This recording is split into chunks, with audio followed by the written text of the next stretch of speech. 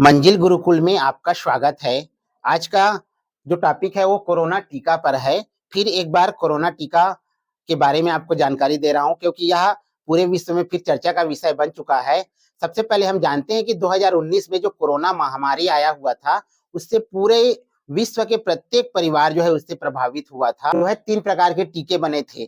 पहला का नाम था कोविशील्ड, दूसरा का नाम था कोर्बेवैक्स और तीसरा का नाम था कोवैक्सीन। तो ये टीके भारत में लगाए गए थे। इन टीकों में सबसे अधिक जो टीका लगाया गया था वो कोविशील्ड था, जिसे पुणे के सीरम इंस्टीट्यूट से जो एस्ट्राजेनेका कंपनी है उन्होंने बनाया था।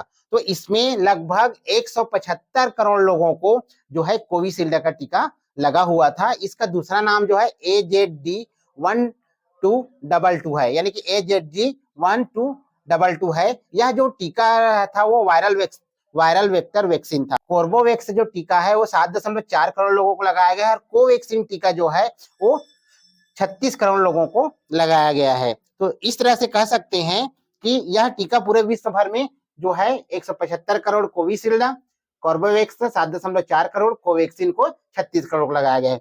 कि ब्रिटेन के जो जेमा स्कॉट नामक एक व्यक्ति है, जिन्होंने एस्ट्राजेनेका कंपनी के खिलाफ केस किया था और उसका मानना था कि मैंने जैसे ही आपकी कंपनी का टीका लगवाया है उसके बाद से जो है मेरे को थ्रोम्बोसाइटोपेनिया सिंड्रोम की समस्या आ रही है, जिससे ब्रेन डैमेज का शिकार हो गए हैं, जिससे मैं ब्रेन डैमेज का शिकार हो गया हूं। तो ऐसी केसेस से वहां पर कोरोना वैक्सीन की कंपनी एस्ट्राजेनेका के खिलाफ लगी थी और उसमें कंपनी ने अपना पक्ष रखा है और कंपनी ने पक्ष रखते हुए यह बताया है कि उसकी जो टीका है कोविशील्ड, जो ऑक्सफोर्ड यूनिवर्सिटी के साथ में मिलकर बनाया हुआ है, उससे जो है टीटीएस की संभावना है, बहुत ही कम रूप में है लेकिन है। उन्होंने इस बात को स्वीकार किया कि कोरोना के वैक्सीन से टीटीएस की संभावना है। इसका मतलब यह हुआ कि इस व्यक्ति का जो कहना था, जो आरोप जो है उन्होंने कंपनी पर लगाया था, वो आरोप जो है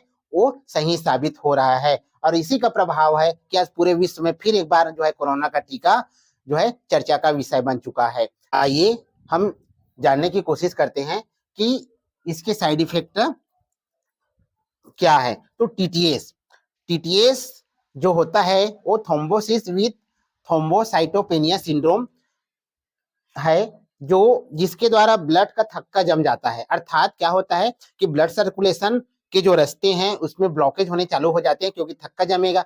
जनरली आप जानते हैं कि विटामिन के की कमी के कारण ही रक्त का थक्का जमता है, लेकिन इसकी बीमारी होने की वजह से, यानी कि कोई आपके टीके के प्रभाव से इसमें रक्त का थक्का यानी टीटीएस होने की संभावना बढ़ जाती है। इसका एक्चुअल कारण क्या होता है कि ब्लड में प्लेटलेट्स और प्रोटीन आपस में चिपक जाते हैं।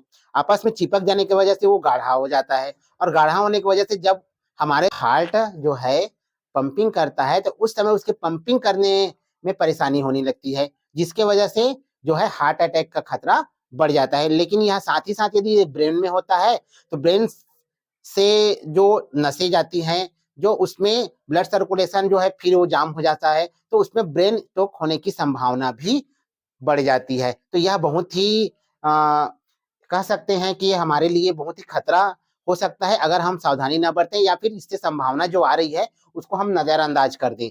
तो इसलिए जो है हमें इससे अलर्ट रहना चाहिए। हालांकि यह केस बहुत ही रेयर है, भारत में तो बिल्कुल रेयर है, लेकिन फिर भी कह सकते हैं कि 10 लाख में अगर एक व्यक्ति को होता है तो वो व्यक्ति आप भी हो सकते हैं, क्योंकि टीका तो सबको लगा हुआ है। इसलिए हमको बिल्कुल थोड़ा सा नहीं, बहुत अलर्ट रहना है, ताकि अगर किसी प्रकार से कोई समस्या आती है, जैसे कि तेज सिर दर्द होता है, आंखों में धुंधलापन होता है, सीने में दर्द होता है, पेट दर्द होता है, सांस लेने में तकलीफ होती है, तो हमको अलर्ट रहना है और हमको सावधानी बरतते हुए डॉक्टर के पास में जाना है ताकि इसका दुष्प्रभाव ना हो सके।